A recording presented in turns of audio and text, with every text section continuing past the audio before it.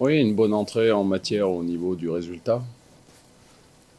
Il y a eu un début de match et un début de deuxième mi-temps avec un peu de flottement. Heureusement, on a bien rectifié le tir et on peut dire que cette victoire est logique. Les filles ont fait ce qu'il fallait faire et on a eu une grande gardienne du Portugal ce soir, donc félicitations à elle, mais ça n'a pas suffi pour qu'on soit accroché, donc félicitations à cette équipe de France. Et félicitations au public nordiste surtout parce que il y avait une très très belle affluence ce soir et on les remercie pour leur soutien. Ben, on a eu du mal à redémarrer, à se remettre dans le rythme. On était loin des milieux de terrain du Portugal, donc beaucoup de décalage qu'on n'arrivait pas à combler dans l'impact. Le bloc qui s'étirait, le fait de ne pas gagner des duels dans le milieu de terrain. Donc voilà, est-ce que c'est après une première mi-temps menée au score, est-ce que c'est un peu trop d'assurance? Est-ce que c'était un petit problème athlétique? Il y a peut-être un peu des deux, mais heureusement on a su le résoudre. Et puis la rentrée d'Amandine a fait du bien. Léa, Clara, Vicky a fait beaucoup de bien quand elle est rentrée aussi, avec beaucoup plus de percussions. Voilà, elle a fait de superbes rentrées à la Coupe du Monde. Ce soir, elle a fait une petite erreur qui aurait pu coûter cher, mais on va faire comme si on ne l'avait pas vu. Mais il faut rectifier toutes ces petites choses. Eugénie, je la trouve toujours exceptionnelle techniquement. À 34 ans, elle réussit à faire des matchs au niveau athlétique qui sont fantastiques. Donc félicitations à elle. Elle nous surprend de jour en jour, mais c'est tant mieux.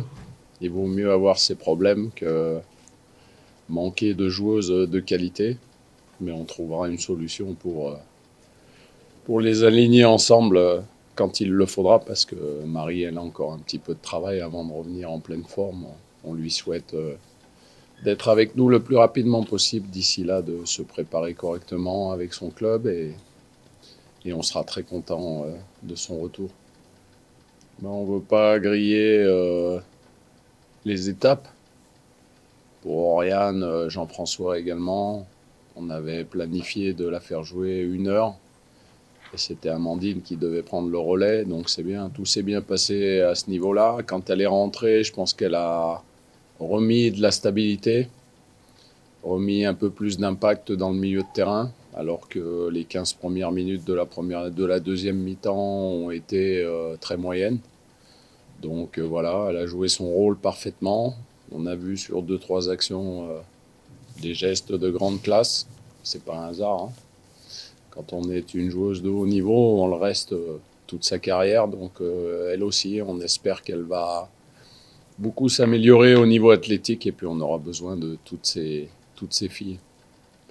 Oui, Selma, elle est certainement pas encore à son top niveau athlétique, donc elle n'a pas toujours fait les bons choix, mais comme beaucoup de nos joueuses ce soir également. Mais l'important, c'est de toujours persévérer. Elle marque un très joli but. Je suis content pour elle. Elle met tellement d'abnégation dans tout ce qu'elle fait que parfois il faudrait qu'elle se tempère un petit peu. Mais pour moi, c'est super d'avoir autant de tempérament qu'il va falloir canaliser un peu plus au fil du temps. Elle va apprendre en ayant un peu plus d'expérience. C'était sa première Coupe du Monde. Je pense qu'elle a énormément appris à travers cette Coupe du Monde, comme beaucoup d'autres joueuses. Et puis, concentrons-nous maintenant sur le futur proche et un peu plus lointain. Et il y a de belles choses en perspective à venir. Voilà, on est obligé de se concentrer sur le présent et le futur. On a la chance d'avoir une belle compétition pour se préparer d'une certaine façon, mais aussi pour jouer cette compétition à fond. Vous savez que cette compétition est qualificative pour les Jeux Olympiques, pour ceux qui ne sont pas encore qualifiés. Donc il va y avoir beaucoup d'enjeux, des matchs très difficiles. J'ai vu certains résultats d'autres groupes. Il y a eu des matchs très serrés et des belles confrontations, donc c'est bien. Félicitations à l'UEFA pour avoir créé cette compétition pour le football féminin. Et puis maintenant, on se concentre et puis place à mardi où il faut enchaîner avec un déplacement pas facile puisqu'ils ont accroché la Norvège chez elle. Donc à nous de se préparer correctement. Forcément, on sera obligé de faire jouer d'autres joueuses. Déjà, j'ai la chance ce soir d'avoir récupéré quelques joueuses qui n'étaient pas à la Coupe du Monde avec nous, qui nous ont énormément manqué. Je l'ai dit en conférence de presse hier, Amandine Henry et Oriane Jean-François au milieu de terrain. Donc pour moi, c'est des retours très très importants. Puis après, il y aura de la concurrence, comme il y en a à tous les postes, mais ça va nous servir de nous préparer. Mais il ne faut pas perdre de vue que cette compétition est importante. Il y a un Final Four, vous le savez, hein, des demi-finales qui sont avec enjeu. C'est un mini championnat d'Europe, on va dire, donc c'est du haut niveau.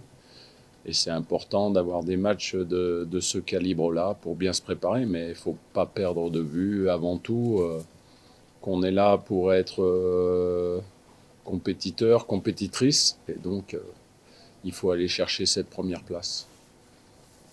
Honnêtement, aujourd'hui, je pense que la Fédération française de football fait son maximum.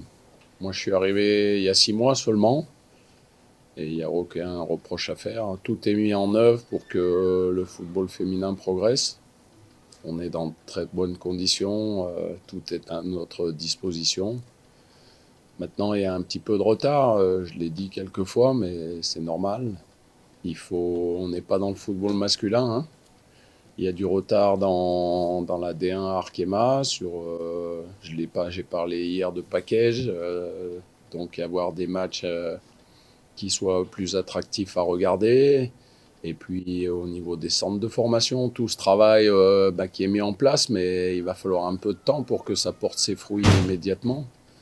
Donc voilà, c'est la fédération qui a mis tout ça en place. Il va falloir que ça prenne racine. Et je suis persuadé qu'à l'avenir, il y aura de très très bons résultats. Oui, c'est beaucoup trop loin, oui. Déjà, il y aura cette Ligue des Nations et avant les Jeux, il y a la nouvelle Ligue des Nations qui sera qualificative pour les championnats d'Europe qui redémarrera juste avant les Jeux. Donc ça fait beaucoup de choses et beaucoup d'échéances avant ça. Il y a même une date en juin-juillet avant les Jeux Olympiques qui servira également de préparation, mais il faudra bien gérer le temps des vacances, la fin du championnat, une date FIFA et puis la préparation pour les Jeux Olympiques qui sera un petit peu plus tard. Donc pour l'instant c'est trop tôt, mais même si en France il est normal qu'on se focalise sur ces fantastiques événements.